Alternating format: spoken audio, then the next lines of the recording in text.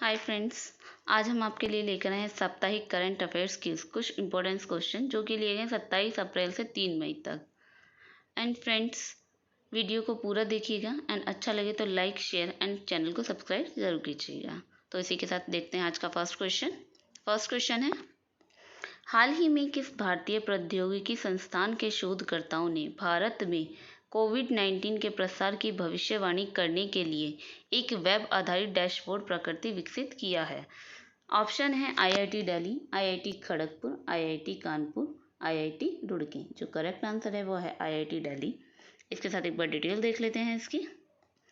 Details है प्रकृति का पूर्ण रूप। प्रकृति का जो पूर्ण रूप है, prediction and assessment of corona infection and transmission in India है। यह वेब आधारित डैशबोर्ड भारत में 3 सप्ताह की अवधि तक मामलों की राज्य एवं जिलेवार विस्तृत भविष्यवाणियां प्रदान करता है। जो डैशबोर्ड है भारत में वो कितने तक करता है? 3 सप्ताह की जो अवधि तक कोविड-19 मामलों की राज्य में एवं जिलेवार विस्तृत भविष्यवाणियां प्रदान करता है।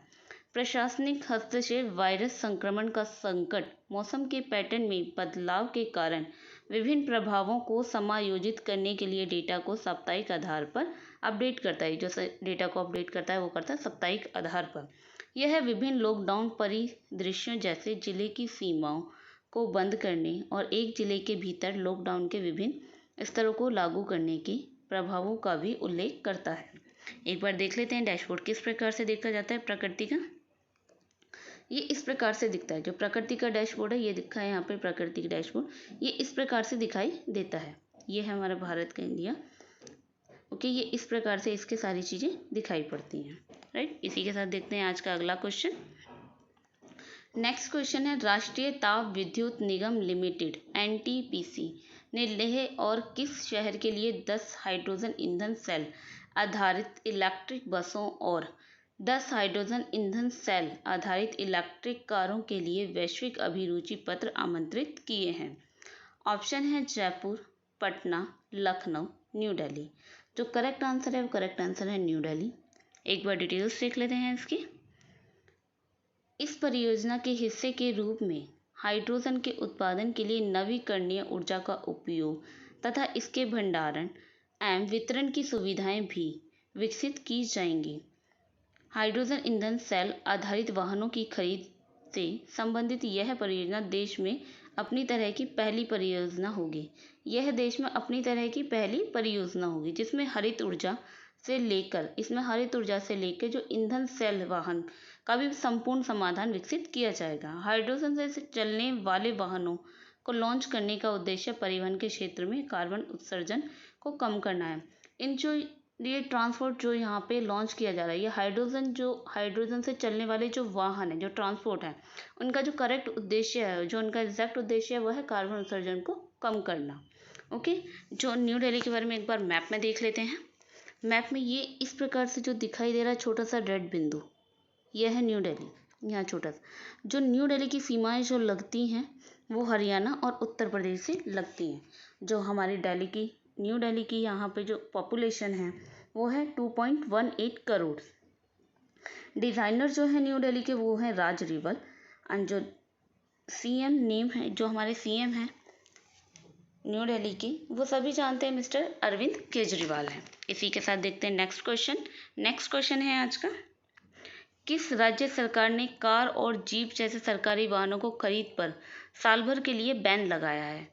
ऑप्शन है बिहार, पंजाब, हरियाणा, केरल। करेक्ट आंसर है इसका हरियाणा। एक बार डिटेल्स देख लेते हैं इसकी। हरियाणा कैबिनेट ने लॉकडाउन के बीच बसों, एम्बुलेंस, अग्निशमन वाहनों जैसे आपातकालीन सेवाओं के वाहनों को छोड़कर कार व जीप समेत सभी नए वाहनों की खरीद पर मौजूदा वित्त वर्ष में पूर्ण प्रतिबंध लगा दिया गया है।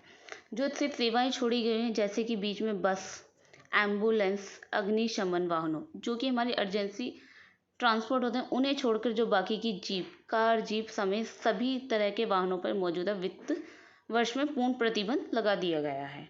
राज्य सरकार ने बताया कि अगर नई कार या जीप की सख्त जरूरत पड़ती है तो बाहर से आउटसोर्सिंग या हायरिंग की जाएगी। यह निर्णय मुख्यमंत्री मनोहर लाल की अध्यक्षता में हुई मंत्रिमंडल की बैठक में किया गया, जो कि हरियाणा के मुख्यमंत्री हैं हमारे मनोहर लाल जी, ये उनकी बैठक की जो अध्यक्षता थी उनकी बैठक में किया गया। एक बार मैप में देख लेते हैं हरियाणा। हरियाणा जो है इंडिया का हमारा नॉर्थन स्टेट है, और जो हमारे सीएम हैं, जो मैंने जैसा कि अभी बताया गया, मनोहर लाल खट्टर जी हैं, जो कि हमारे बीजेपी के हैं। जो यहाँ की पॉपुलेशन है हरियाणा की वो है 2.5 करोड़। जैसे कि ये दिख रहा है, ये है हरियाणा। यहाँ पे जो हरियाणा दिख रहा है, इसकी जो सीमा रेखाएं मिलती हैं राजस्थान से मिलती है, उत्तर प्रदेश से मिलती है, यहाँ हिमाचल प्रदेश से इसकी जो मिल रही है ये सीमा रेखा, यहाँ पर ये हिमाचल प्रदेश से मिल रही है और यहाँ पंजाब से मिलती है। ओके, इसी के साथ अगला क्वेश्चन देखते हैं। नेक्स्ट क्वेश्चन है, अंतर्राष्ट्रीय श्रमिक दिवस इंटरनेशनल लेबर डे निम्न में से किस दिन मनाया जाता है? 20 अप्रैल, 15 फरवरी, 1 मई, 1 जून। जो करेक्ट आंसर है वो है 1 मई। जो इंटरनेशनल लेबर डे मनाया जाता है वो मनाया जाता है 1 मई को। इसी के साथ इसकी डिटेल देख लेते हैं। भारत ही नहीं, विश्व के लगभग 80 देशों में इस दिन राष्ट्रीय छुट्टी होती है। भारत के साथ साथ जो 80 देश हैं उनमें भी इसमें राष्ट्रीय छुट्टी होती है। इसे मई दिवस के नाम से भी जाना जाता है। जो लेबर डे है उसे मई दिवस के नाम से भी जाना जाता है। ये अंतर्राष्ट्रीय श्रम संघों को बढ़ावा देने तथा प्रोत्साहित करने के लिए मनाया जाता है।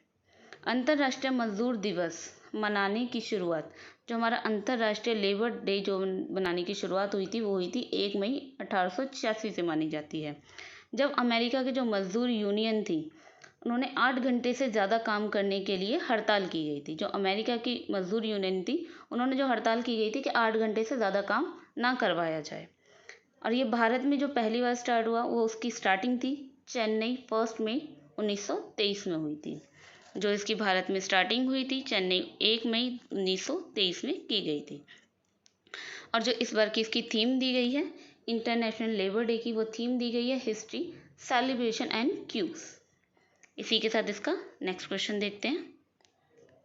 नेक्स्ट क्वेश्चन है, एशियाई विकास बैंक ADB ने बताया कि उसने कोरोना वायरस महामारी के खिलाफ लड़ाई में मदद के लिए किस देश को लगभग 11,370 करोड़ रुपए ऋण देने का मंजूरी दी है? ऑप्शन है नेपाल, भारत, पाकिस्तान एंड बांग्लादेश। जो करेक्ट आंसर है इसका भारत। जो भारत को उन्होंने ऋण देने की घोषणा की है वो 11,370 करोड़ रुपए की मंजूरी दी है। एक बार डिटेल्स देख लेते हैं इसकी। इस लोन का इस्तेमाल संक्रमण व काबू पाने, इसे फैलने से रोकने के साथ साथ आर्थिक रूप से पिछड़ते तबके के लोगों की सामाजिक सुरक्षा के लिए इस्तेमाल किया जाएगा। ये जो लोन लिया जा रहा है 11,370 करोड़ का, वो लिया जा रहा है हमारे जो संक्रमण से जूझ रहा है हमारा देश, जो पूरा देश का पूरा वर्ल्ड जूझ रहा है, तो उसके लिए भारत को जो दिया जा रहा है ये ऋण जो इस्तेमाल किया जाएगा वो संक्रमण को काबू पाने के लिए, उसको फैलने से रोकने के साथ साथ जो आर्थिक रूप से पिछड़े तबके के लोग हैं सामाजिक सुरक्षा के लिए इस्तेमाल किया जाएगा। ADB के प्रेसिडेंट मात्सुगु असाकावा ने कहा कि वह इस अप्रत्याशित चुनौती से निपटने में पूरी तरह भारत सरकार के साथ हैं। ADB के प्रेसिडेंट है, यहाँ पे एक और इन्फॉर्मेशन हमें मिलती है, जो ADB के प्रेसिडेंट है उनका नाम क्या है? मात्सुगु असाकावा, राइट। वह इस अप्रत्याशित चुनौती से निपटने की पूरी तरह भारत सरकार के साथ हैं। कोरोना वायरस का कहर दुनिया के साथ साथ भारत में भी बढ़ता जा रहा है। जो दुनिया है उसके साथ साथ भारत में भी बढ़ता जा रहा है। देश में इस खतरनाक वायरस के अब तक कुल लगभग 29,435 मामले आ चुके हैं। ओके, जो इसके अभी तक मामले आ चुके हैं भारत में वो आ चुके हैं 29,435 मामले आ चुके हैं। और ये वर्ल्ड में हमारा जो भारत है वो वर्ल्ड में जो बाय पॉपुलेशन जो है वो 2nd नंबर का जो देश आता है वर्ल्ड में, देखा जाए तो 2nd नंबर की उसमें आता है भारत का। एक बार मैप देख लेते हैं। मैप में है ये भारत, राइट। इसमें जो हमारी जो पड़ोसी देश हैं जिनकी सीमा से हमारा देश मिलता है, जैसे कि यहाँ पे मिलता है हमारा अफगानिस्तान से, यहाँ जो हमारी सीमा रेखा मिलती है पाकिस्तान से मिल रही है, यहाँ जैसे कि देख पा रहे हैं चाइना से मिल रही है, ओके, एंड बाय एरिया देखा जाए तो 7th लार्जेस्ट कंट्री है भारत। और जो यहाँ की पॉपुलेशन है वो पॉपुलेशन है हमारी 135.26 करोड़। ओके, जो यहाँ की पॉपुलेशन है वो 130.26 करोड़ है। और जो हमारी कैपिटल है वो है दिल्ली। और जो प्रेसिडेंट हैं भारत के वो है मिस्टर रामनाथ कोविंद। और जो यहाँ के पीएम है मिस्टर नरेंद्र मोदी जी हैं। ओके, इसी के साथ नेक्स्ट क्वेश्चन देखते हैं। नेक्स्ट क्वेश्चन है आज का, केंद्र सरकार ने बंदरगाहों पर काम करने वाले कर्मचारियों की ड्यूटी के दौरान कोरोना वायरस से संक्रमण होने से मौत होने पर उनके परिजनों को कितने लाख रुपए का मुआवजा देने की घोषणा की है। ऑप्शन है 10 लाख रुपए, 20 लाख रुपए, 30 लाख रुपए एंड 50 लाख रुपए। जो सी है 50 लाख रुपए, डी ऑप्शन है 30 लाख रुपए। जो करेक्ट आंसर है इसका ये है सी, 50 लाख रुपए। एक बार डिटेल देख लेते हैं इसकी। डिटेल्स हैं, केंद्र सरकार ने कहा कि कोविड-19 के कारण मृत्यु होने पर मुआवजा की यह घोषणा 30 सितंबर 2020 तक के लिए है। जो इसकी जब तक ये की जाएगी, ये मुआवजा जो मिला जाएगा, ये जब तक इसकी घोषणा की गई है, ये की गई है 30 सितंबर 2020 तक के लिए। उसके बाद स्थिति की समीक्षा की जाएगी। जहाज रानी मंत्रालय ने इस संबंध में वक्तव्य जारी करते हुए कहा कि बंदरगाह द्वारा सीधे अनुबंध पर रखे गए हैं और अन्य ठेका कर्मचारी सहित सभी बंदरगाह कर्मचारियों को यह सुविधा उपलब्ध होगी। ये जो सुविधा उपलब्ध होगी वो यहाँ के जो ठेका कर्मचारी सहित बंदरगाह कर्मचारियों को यह सुविधा उपलब्ध होगी। ये सभी जो कर्मचारी बंदरगाह के उनको सुविधा उपलब्ध कराई जाएगी। मंत्रालय के वक्तव्य में कहा गया कि सभी प्रमुख बंदरगाह कोरोना वायरस संक्रमण से किसी कर्मचारी की मौत होने की स्थिति में उनके कानूनी वारिस जो होते हैं, वो कानूनी जो वारिस होगा उसको ये मुआवजा अथवा अनुग्रह राशि उपलब्ध कराएंगे। ओके, इसके बाद नेक्स्ट क्वेश्चन देखते हैं आज का। नेक्स्ट क्वेश्चन है, कोविड-19 के कारण किस देश में 27 जुलाई से 14 अगस्त तक होने वाले प्रमुख बहुपक्षीय हवाई युद्ध अभ्यास पिच ब्लैक 2020 को रद्द किया गया है। ऑप्शन है ऑस्ट्रेलिया, नेपाल, चीन, रूस। करेक्ट आंसर है इसका ऑस्ट्रेलिया। एक बार डिटेल देख लेते हैं। डिटेल से यह अभ्यास विश्व भर की सेनाओं को एक साथ सहभागिता करने का एक अवसर प्रदान करता है। इससे पहले भारतीय वायुसेना ने पिच ब्लैक में 2018 में पहली बार भाग लिया। जो भारत वायुसेना है उसने पिच ब्लैक में पहली बार जो भाग लिया था वो 2018 में लिया गया था। अभ्यास pitch black royal Australia air force द्वारा आयोजित एक द्विवार्षिक युद्ध अभ्यास है। ये जो अभ्यास है ये अभ्यास pitch black royal Australia air force द्वारा आयोजित किया गया है, जो कि द्विवर्षीय युद्ध अभ्यास है। इसकी शुरुआत वर्ष 1981 में हुई। इसकी शुरुआत जो की गई थी वो 1981 में की गई थी। हाल के वर्षों में भारत का ऑस्ट्रेलिया के साथ रक्षा एवं रणनीतिक जुड़ाव, विशेष रूप से नौसैनिक सहयोग अधिक मजबूत हुआ है। इससे उनका नौसैनिक सहयोग भी मजबूत हुआ है। एक बार मैप में देख लेते हैं ऑस्ट्रेलिया। मैप में अगर पूरा ग्लोब में देखा जाए तो ऑस्ट्रेलिया इस प्रकार से यहाँ पे दिखता है। ओके, जो ऑस्ट्रेलिया की जो हमारी कैपिटल है वो है कैनबेरा, जैसे कि यहाँ पे देख पा रहे हैं। ये कैनबेरा जो है ये ऑस्ट्रेलिया की कैपिटल है। पॉपुलेशन जो है ऑस्ट्रेलिया की वो 2.5 करोड़ है। और जो यहाँ करेंसी चलती है वो ऑस्ट्रेलिया डॉलर चलती है। जो ऑस्ट्रेलिया है लार्जेस्ट कंट्री बाय ओशनिया है। बाय एरिया देखा जाए तो ये 6th लार्जेस्ट कंट्री है वर्ल्ड में जो ये 6th लार्जेस्ट कंट्री है वर्ल्ड में, राइट। इसी के साथ नेक्स्ट क्वेश्चन देखते हैं। नेक्स्ट क्वेश्चन है, अमेरिका के राष्ट्रपति डोनाल्ड ट्रंप ने हाल ही में किसको आर्थिक सहयोग और विकास संगठन OECD में अमेरिका का अगला दूत नियुक्त किया है। ऑप्शन है राहुल सचदेवा, अमृता सिंह, राहुल त्यागी, मनीषा सिंह। इसका जो करेक्ट आंसर है मनीषा सिंह। एक बार डिटेल देख लेते हैं इसकी। डिटेल्स में है मनीषा सिंह वरिष्ठ भारतीय अमेरिकी राजनयिक हैं। मनीषा अभी विदेश विभाग में सहायक मंत्री हैं। जो विदेश विभाग है उसमें वो सहायक मंत्री हैं। वह अभी आर्थिक और व्यापारिक मामले देखती हैं। जो अभी देख रही हैं वो आर्थिक और व्यापारिक मामले देख रही हैं। आर्थिक सहयोग और विकास संगठन OECD का मुख्यालय फ्रांस के पेरिस में है। जो OECD का मुख्यालय है वो है फ्रांस में, वो फ्रांस के पेरिस में है। इसमें 36 देश शामिल हैं। जो उसमें है वो 36 देश शामिल हैं। OECD आर्थिक प्रगति और विश्व व्यापार को आगे बढ़ाने के लिए काम करता है। ये OECD का जो आर्थिक प्रगति और विश्व व्यापार को आगे बढ़ाने का काम करता है। जो इसका कार्य है वो प्रगति और विश्व व्यापार को आगे बढ़ाने का कार्य करता है। मनीषा सिंह ने वॉशिंगटन के अमेरिकन विश्वविद्यालय अंतर्राष्ट्रीय विधि में पोस्ट ग्रेजुएट की डिग्री ली है। जो मनीषा सिंह जी हैं उन्होंने जो वॉशिंगटन है अमेरिका का विश्वविद्यालय से जो अंतर्राष्ट्रीय विधि से जो पोस्ट ग्रेजुएट की डिग्री ली है। ओके, एक बार देख लेते हैं मनीषा सिंह जी को।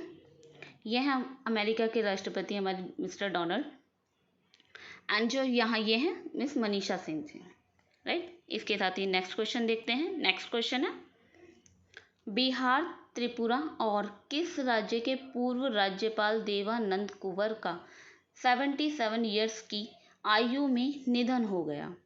ऑप्शन है झारखंड, पंजाब, तमिलनाडु, पश्चिम बंगाल। ओके, जो इसका करेक्ट आंसर है इसका पश्चिम बंगाल। एक बार डिटेल्स देख लेते हैं।